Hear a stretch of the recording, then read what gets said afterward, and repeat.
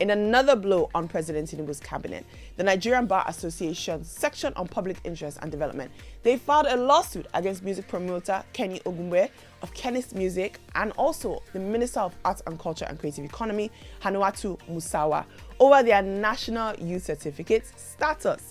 You guys know, NYSC, you're supposed to do it when you're in your youth. You're not supposed to be doing it when you're in your 50s. They are claiming that it is not possible for the minister and for Kenny to be passing out at the age of 50. The NBA alleges that both individuals were issued NYSC certificates despite being over 30, which is a direct violation of the mandatory service requirements for NYSC graduates. You cannot do NYSC when you're over the age of 30. But the minister is trying to explain herself. She says that she started her NYSC in 2001, but had to pause for reasons that are only known to her. And then magically, when she's been appointed minister, she's now ready to serve in her khaki 20 years plus later. Minister, I like her. I like her excitement for the entertainment industry. I know that she's passionate about making the creative economy continue to grow.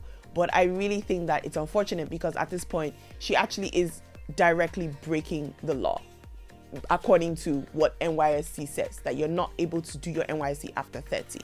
Now, whether or not this is going to pass or not, we all know that this has happened a lot in the past.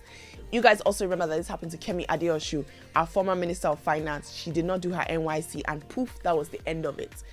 Let's also remember that Senior Advocate of Nigeria, Femi Falana, also raised this concern in August 2023 about the legality of the minister's appointment, claiming that you cannot serve as a minister if you have not done your NYSC.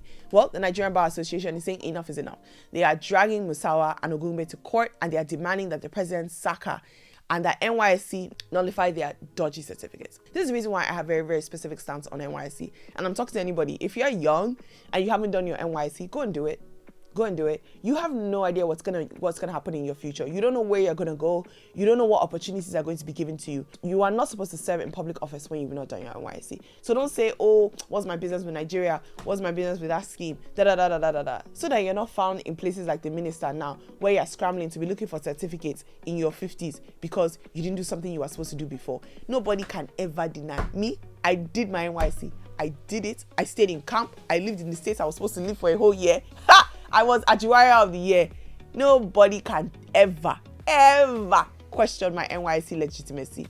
But I want to hear from you guys. There's always a debate about whether or not NYSC should be scrapped or whether NYSC should continue. What is the validity of the scheme? Is it still helpful? Is it still beneficial?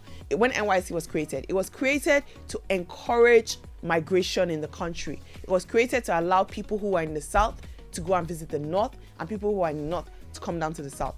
We all know that that's not happening anymore. So what's the purpose of NYSC? Why do we still have it? I'm curious to hear your comments. Do you guys think NYSC should continue or should you guys think it should be scrapped?